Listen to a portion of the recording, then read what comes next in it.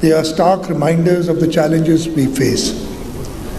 Sindh is a frontline province and particularly vulnerable to the impacts of climate change.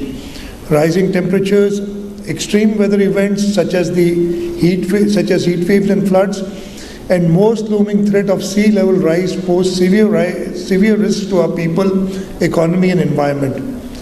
We're just talking about the 2022 floods. Mr. Amir was mentioning those floods and said whether we are ready for another 2022. I'm afraid we are not. I don't think any country of the world is ready for such an event, which the UN Secretary General had called a disaster of biblical proportions.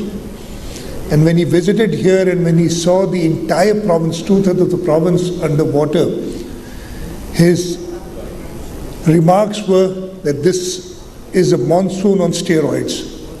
So, as I said, we were not responsible for it, but our people faced the brunt, the government of that time, and we all stood with our people. And I'm grateful to all the international community, to the locals here who'd helped. And we have been able to rehabilitate the people, because during those floods, apart from the immediate damage done to the agriculture, the lost lives, the damage to livestock, the major damage was the total destruction of almost 2 million houses in the flood affected areas. These 2 million houses represented about 12 million people.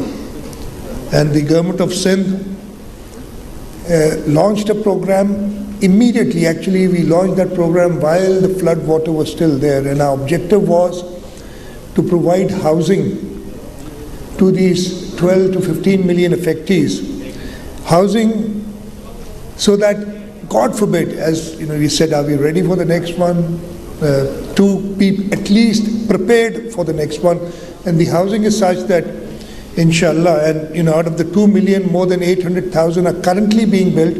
We've got financing for the entire 2 million houses, and the process is ongoing. And what we're doing is building them a very modest one-room house.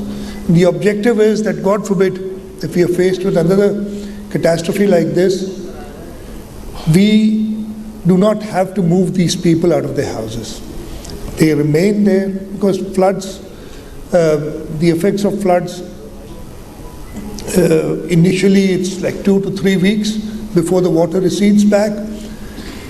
But if you lose your house, it's a lifetime disaster for you. So what we want to do is make sure that these people who were affected by the flood, and we'll extend this to the entire province, and that's what our plan is, even areas which were not affected by floods but may be affected by some other natural disaster later on, we plan to provide them with housing. The other issue that was raised, and I was just listening to the chat that was being done here today, we've in the province of Sindh, and this is not new, we started about 10 years ago. It took a lot of learning for us to do, but we were able, and we are able to, and we started on that, to earn carbon credits for the government of Sindh. And the mangrove plantation that we've done in our districts of Sijawal, Thatta, even Karachi district has potential for mangrove plantation.